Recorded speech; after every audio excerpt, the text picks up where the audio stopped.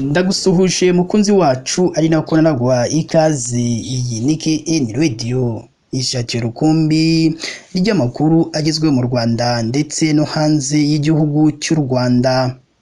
Amakuru mabi cyane, amakuru azindutse avugwa mu karere ka Kamonyi, amakuru ababaje abayumvise ndetse n'abayabonye nyuma y'uko ishuri rifashwe n'inkongi y'umuriro, ibyari birimo byose birashya birakongoka. Ese iyi nkongi y'umuriro yaba yabereye hehe? Ese iyi nkongi y'umuriro yaba yatewe n'iki? Ese abagiye batandukanye bagiye batangaza iki nyuma y'uko iyi nkongi y'umuriro yibasiye iri shuri kandi igihe cy'itangira rigeze? Ibi ndetse n'ibindi bigiye bitandukanye nibyo tuje kubaramburira mu makuru yacu uyu munsi. Niba ari ubwa mbere udusuye, ndakwingize mukunzi wacu, jya munsi iyi nkuru urabona ijambo subscribe cyangwa sabone, utukandaho n'akazogera kaza nako ntugasige ntako uhita ugakandaho.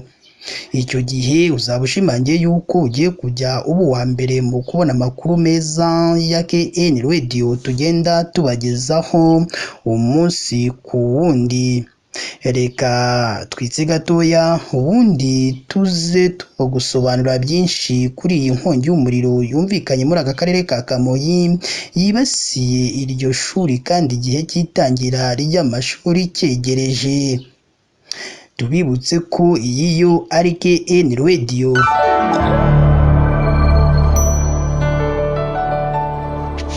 Reka nongere mbaye ikaze bakunzi ba KN Radio, aho tubagezaho amakuru aba arimo aragenda avugirwa mu gihugu cy'u Rwanda ndetse no hanze y'u Rwanda.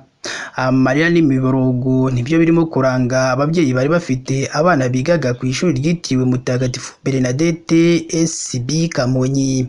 Nyuma y'uko rifashwe n'inkongi y'umuriro, benshi mu babyeyi bari bafite abana bahigaga bari mu gihirahiro bibaza niba abana babo bazajya kwiga kuri iryo shuri kandi ryafashwe n'inkongi y'umuriro. Ni inkuru irimo kugarukwaho na benshi hirya no hino mu bice bigiye bitandukanye by'u Rwanda. Amafoto arimo gucicikana ku mbuga nkoranyambaga arerekana iri shuri ririmo gushya, benshi bikabatera ubwoba icyaba cyatumye iyi nkongi y'umuriro iba kandi igihe cy'itangira ry'abanyeshuri cyegereje. Iyi nkuru ibabaje kandi ikomeje kubabaza ababyeyi bari bafite abana bigaga kuri iryo shuri, yabaye kuri uyu wa gatatu tariki ya 4 Nzeri 2024, aho iyo nkongi y'umuriro yibasiye ishuri ryitiriwe Mutagatifu Bernadette SB Kamonyi.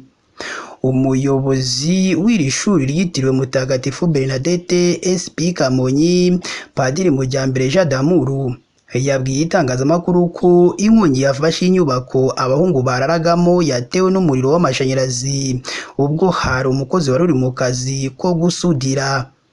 Iyo nkongi y'umuriro ikimara kuba, ishami rya polisi rishinzwe kuzimya inkongi ryahise rihagera rikora ubutabazi bw'ibanze, rizimya iyo nkongi itarafata izindi nyubako zigiye zicicije iri shuri. Iyi nkongi kandi ntawigeze uyikomerekeramo cyangwa ngo ahasiga ubuzima, kuko abantu bari hafi aho bahise batabara hakiri kare nta muntu irangiza. Iyi nkongi y'umuriro kandi yangije ibikoresho byari biri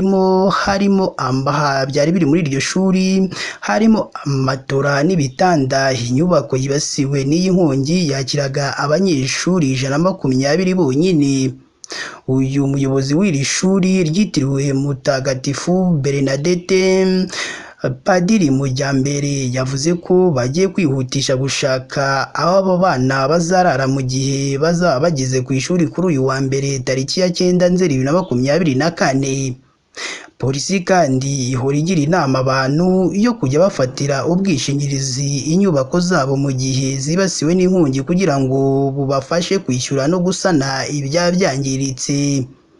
Polisi kandi igira inama abantu kujya bitwararika igihe bari gukoresha umuriro w'amashanyarazi, kwitonda bakareba ko insinga z'amashanyarazi zifite ingufu zingana n'umuriro urimo gukoreshwa.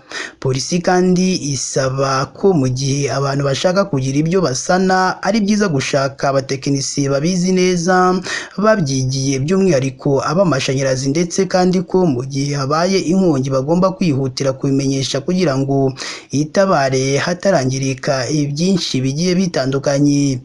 Gushya kw'iyi nyubako kubaye mu gihe itangira ry'amashuri ribura iminsi mike, kuko ku ngengabihe ya Minisiteri y'Uburezi yatanze igaragaza ko itangira ry'amashuri ari tariki ya 9 Nzeri 2024 kandi abanyeshuri bagomba kuhagera mbere y'iyo tariki. Ubuyobozi bw'iki kigo bugiye gushaka byihutirwa aho abanyeshuri bagomba kuzaruhukira, cyane ko aha hahiye ari igice cyahabaga abahungu gusa cyangwa cyahararaga abahungu. Ni kenshi cyane mu bice bigiye bitandukanye humvikana inkongi z'umuriro, benshi bakagenda bibaza igituma inkongi zigenda zumvikana mu bice bigiye bitandukanye by'u Rwanda. Benshi bakavuga ko hagomba kugira igikorwa kugira ngo izo nkongi z'umuriro zigende zigabanuka muri ibi bice bigiye bitandukanye byo mu Rwanda. Hashize iminsi mike Minisiteri ishinzwe ibikorwa by'ubutabazi MINEMA isabye ko hakongerwa ibikoresho byifashishwa mu kuzimya umuriro mu mijyi yunganira Kigali kugira ngo hizerwe umutekano w'abaturage. Ni naha natwe dusoreje amakuru yacu uyu munsi. Niba ari ubwa mbere dusuye, ndakwingiza mukunzi wacu, jya munsi y'iyi nkuru urabona ijambo subscribe cyangwa sabone, utukandaho n'akazugira kaza nako ntugasige nako uhite ugakandaho.